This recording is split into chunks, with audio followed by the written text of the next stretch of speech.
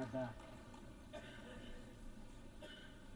My fellow leaders, today is the fourth time I've had the great honor of speaking to this assembly as President of the United States. It'll be my last. I've seen a remarkable sweep of history. I was first elected to office in the United States of America as a U.S. Senator in 1972. Now, I know I look like I'm only 40. I know that. I was 29 years old.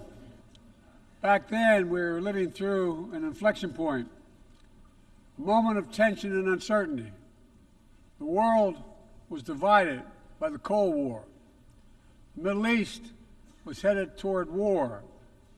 America was at war in Vietnam. At that point, the longest war in America's history. Our country was divided and angry, and there were questions about our staying power and our future. But even then, I entered public life not out of despair, but out of optimism. The United States and the world got through that moment. It wasn't easy or simple without significant setbacks. But we go on to reduce the threat of nuclear weapons through arms control, and then go on to bring the Cold War itself to an end. Israel and Egypt went to war, but then forged a historic peace. We ended the war in Vietnam. The last year in Hanoi, I met with the Vietnamese leadership. We elevated our partnership to the highest level. It's a testament to the resilience of the human spirit and the capacity for reconciliation. That today the United States and Vietnam are partners and friends.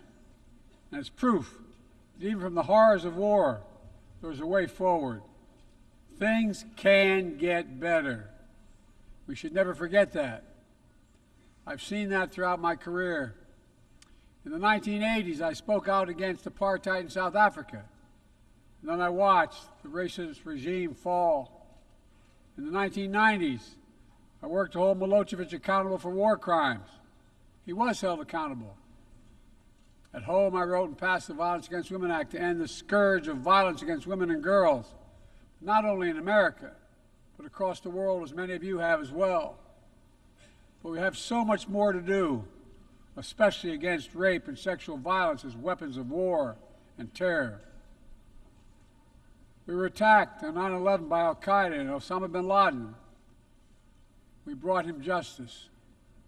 Then I came to the presidency at another moment of crisis and uncertainty. I believed America had to look forward. New challenges, new threats, new opportunities were in front of us. We needed to put ourselves in a position to see the threats, to deal with the challenges, and to seize the opportunities as well.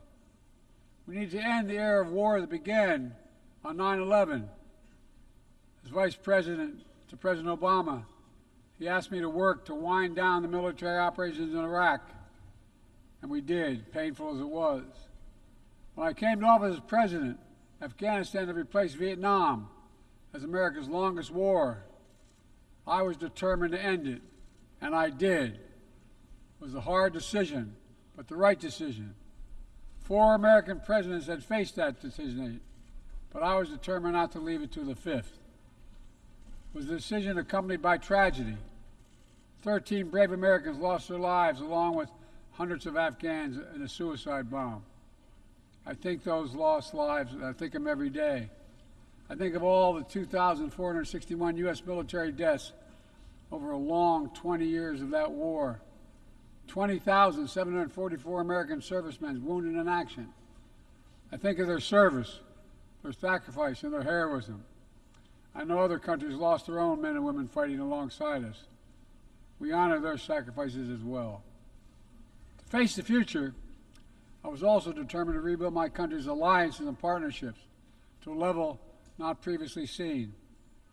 We did just that, from traditional treaty alliances to new partnerships like the Quad with the United States, Japan, Australia, and India. I know many look at the world today and see difficulties and react with despair. but I do not. I won't. As leaders, we don't have the luxury. I recognize the challenges from Ukraine to Gaza to Sudan and beyond. War, hunger, terrorism, brutality, record displacement of people, the climate crisis, democracy at risk, strains within our societies, the promise of artificial intelligence and its significant risk. The list goes on. But maybe because all I've seen and all we have done together over the decades, I have hope. I know there is a way forward. In 1919, the Irish poet William Butler Yeats described a world, and I quote, where things fall apart, the center cannot hold, mere anarchy is loosed upon the world, end of quote. Some may say those words describe the world not just in 1919, but in 2024. But I see a critical distinction. In our time, the center has held. Leaders and people from every region and across the political spectrum have stood together, turned the page. We turned the page in the worst pandemic in a century. We made sure COVID no longer controls our lives. We defended the UN Charter and ensured the survival of Ukraine as a free nation. My country made the largest investment in climate, clean energy, ever anywhere in history. There will always be forces that pull our countries apart and the world apart. Aggression, extremism, chaos, and cynicism. A desire to retreat from the world and go it alone. Our task, our test, is to make sure that the forces holding us together are stronger than those that are pulling us apart. That the principles of partnership that we came here each year to uphold can withstand the challenges. That the center holds once again. My fellow leaders, I truly believe we're at another inflection point in world history. For the choices we make today will determine our future for decades to come. Will we stand behind the principles that unite us? Will we stand firm against aggression? Will we end the conflicts that are raging today? Will we take on global challenges like climate change, hunger, and disease? Will we plan now for the opportunities and risk of a revolutionary new technologies? I want to talk today about each of these decisions and the actions, in my view, we must take. To start, each of us in this body has made a commitment to the principles of the UN Charter to stand up against aggression. When Russia invaded Ukraine, we could have stood by and merely protested. But Vice President Harris and I understood that that was an assault on everything this institution was supposed to stand for. And so, my direction, America stepped into the breach, providing massive security and economic and humanitarian assistance. Our NATO allies and partners in 50-plus nations stood up as well. But most importantly, the Ukrainian people stood up. I asked the people of this chamber to stand up for them. The good news is Putin's war has failed and at his core aim. He set out to destroy Ukraine, but Ukraine is still free. He set out to weaken NATO, but NATO is bigger, stronger, and more united than ever before, with 2 new members, Finland and Sweden. But we cannot let up. The world now has another choice to make. Will we sustain our support to help Ukraine win this war and preserve its freedom, or walk away and let aggression be renewed and a nation be destroyed? I know my answer. We cannot grow weary. We cannot look away. And we will not let up on our support for Ukraine. Not until Ukraine wins a just and durable peace in the UN Charter.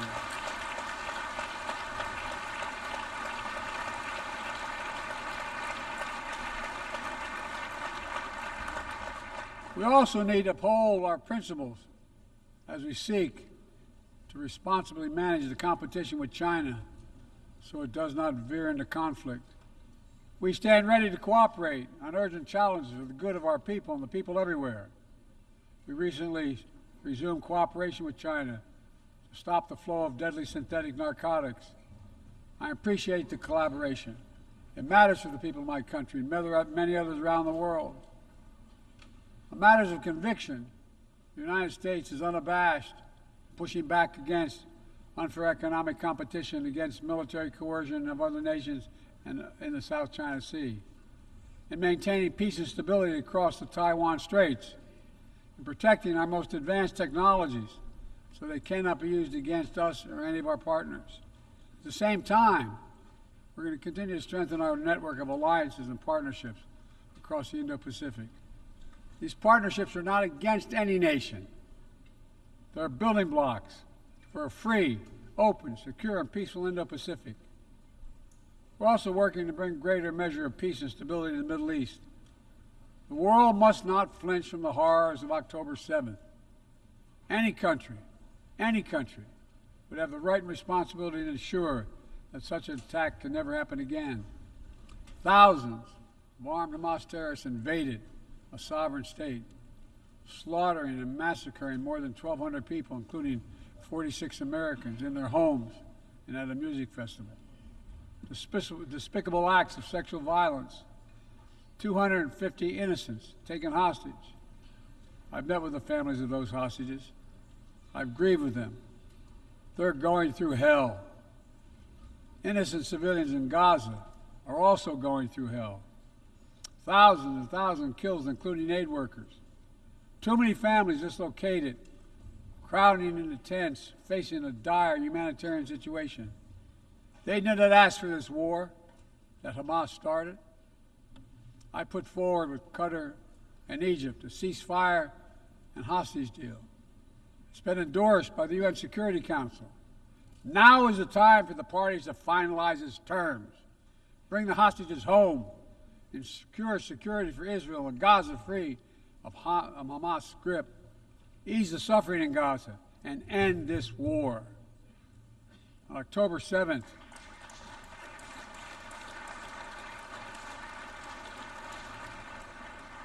since October 7th, we've also been determined to prevent a wider war that engulfs the entire region. Hezbollah, unprovoked, during the October 7th attack, launching rockets into Israel. Almost a year later, too many on each side of the Israeli-Lebanon border remain displaced. Full-scale war is not in anyone's interest.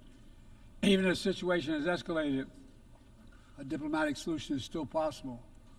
In fact, it remains the only path to lasting security to allow the residents from both countries to return to their homes and the border safely. And that's what we're working tirelessly to achieve. As we look ahead, we must also address the rise of violence against innocent Palestinians on the West Bank and set the conditions for a better future, including a two-state solution where Israel enjoys security and peace and full recognition and normalized relations with all its neighbors, where Palestinians live in security, dignity, and self-determination in a state of their own.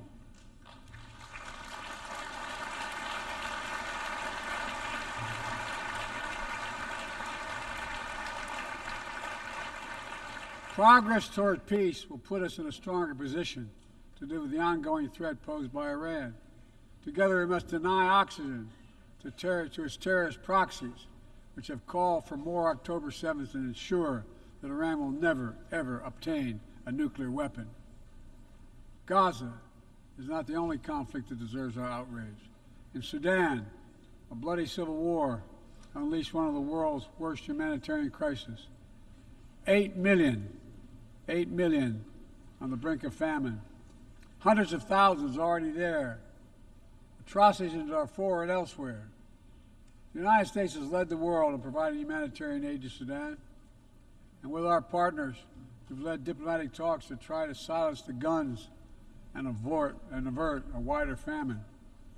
The world needs to stop arming the generals, to speak with one voice and tell them, stop tearing your country apart, stop blocking aid to the Sudanese people, end this war now.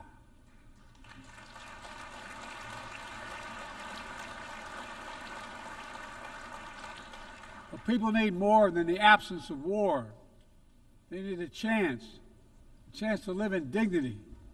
They need to be protected from the ravages of climate change, hunger, and disease. Our administration has invested over $150 billion to make progress in other sustainable development goals. It includes $20 billion for food security, and over $50 billion for global health. We've mobilized billions more in private sector investment. We've taken the most ambitious climate action in history. We've moved to rejoin the Paris Agreement on day one. And today, my country is finally on track to cut emissions in half by 2030. On track to honor my pledge to quadruple climate financing to developing nations with $11 billion thus far this year. We've rejoined the World Health Organization, donating nearly 700 million doses of COVID vaccine to 117 countries. We must now move quickly to face Mpox outbreak in Africa. We're prepared to commit $500 million to help African countries prevent and respond to Mpox and to donate 1 million doses of Mpox vaccine now.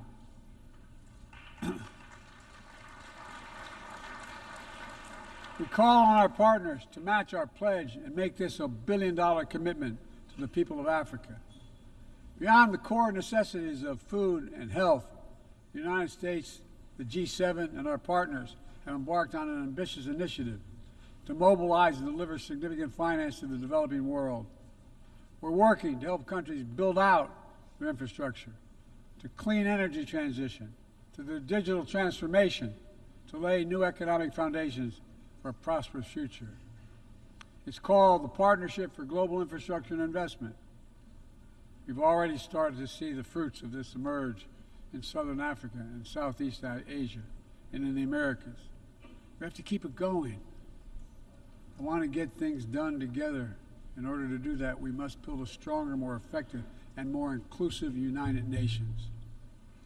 The UN needs to adapt and bring new voices and new perspectives. That's why we support reforming and expanding the membership of the UN Security Council.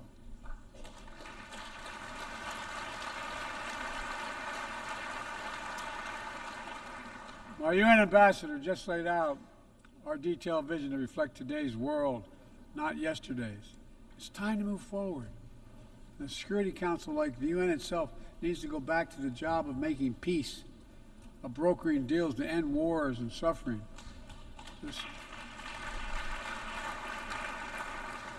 And to stop the spread of the most dangerous weapons, of stabilizing troubled regions in East Africa, from East Africa to Haiti, to Kenya-led mission that's working alongside the Haitian people to turn the tide. We also have a responsibility to prepare our citizens for the future. We'll see more technological change, I argue, in the next 2 to 10 years than we have in the last 50 years. Artificial intelligence is going to change our ways of life, our ways of work, and our ways of war. It could usher in scientific progress at a pace never seen before, and much of it could make our lives better. But AI also brings profound risks, from deep fakes to disinformation, to novel pathogens, to bioweapons. We've worked at home and abroad to define the new norms and standards. This year, we achieved the first ever General Assembly resolution on AI to start developing global rules of the road. We also announced a declaration on the responsible use of AI, joined by 60 countries in this chamber. But let's be honest, this is just the tip of the iceberg, what we need to do to manage this new technology. Nothing is certain about how AI will evolve or how it will be deployed. No one knows all the answers. My fellow leaders, it's with humility I offer 2 questions. First, how do we as an international community govern AI? As countries and companies race to uncertain frontiers, we need an equally urgent effort to ensure AI's safety, security, and trustworthiness. As AI grows more powerful, It also must grow more responsive to our collective needs and values. Benefits of all must be shared equitably. It should be harnessed to narrow, not deepen digital divides. Second, will we ensure that AI supports rather than undermines the core principles that human life has value and all humans deserve dignity? We must make certain that the awesome capabilities of AI will be used to uplift and empower everyday people, not to give dictators more powerful shackles on the human spirit. In the years ahead, there may well be no greater test of our leadership than how we deal with AI. Let me close with this. Even as we navigate so much change, one thing must not change. We must never forget who we're here to represent. We, the people. These are the first words of our Constitution, the very idea of America. They inspired the opening words of the UN Charter. I made the preservation of democracy the central cause of my presidency. This summer, I faced a decision whether to seek a second term as president. It was a difficult decision. Being president has been the honor of my life. There's so much more I want to get done. As much as I love the job, I love my country more. I decided after 50 years of public service, it's time for a new generation of leadership to take my nation forward. My fellow leaders, let us never forget, some things are more important than staying in power. It's your people.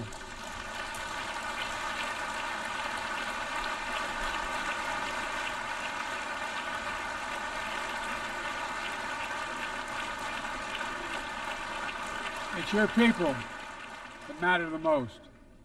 Never forget, we are here to serve the people, not the other way around. Because the future will be won by those who unleash the full potential of their people, to breathe free, to think freely, to innovate, to educate, to live and love openly without fear. That's the soul of democracy. It does not belong to any one country. I've seen it all around the world, in the brave men and women who ended apartheid, brought down the Berlin Wall, fight today for freedom and justice and dignity. We saw it, that universal yearning for rights and freedom in Venezuela, where millions cast their vote for change that hadn't been recognized. But it can't be denied. The world knows the truth.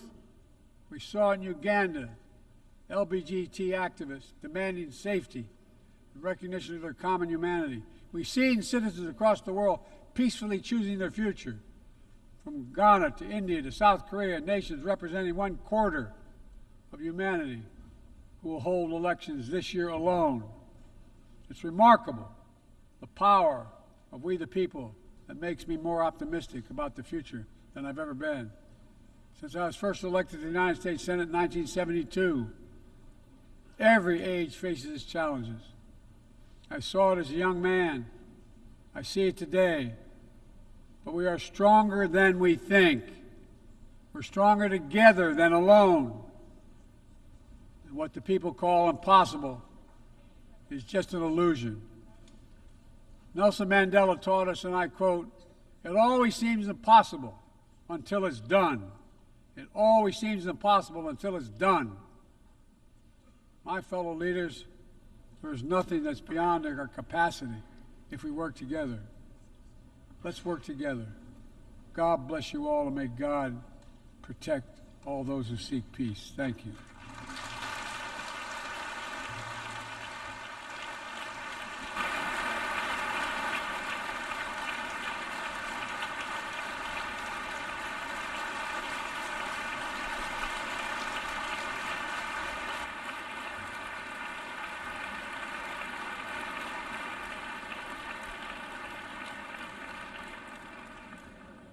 On behalf of the Assembly, I wish to thank the President of the United States of America. May I request representatives to remain seated while we suspend the meeting for 5 minutes before resuming to hear the next speaker.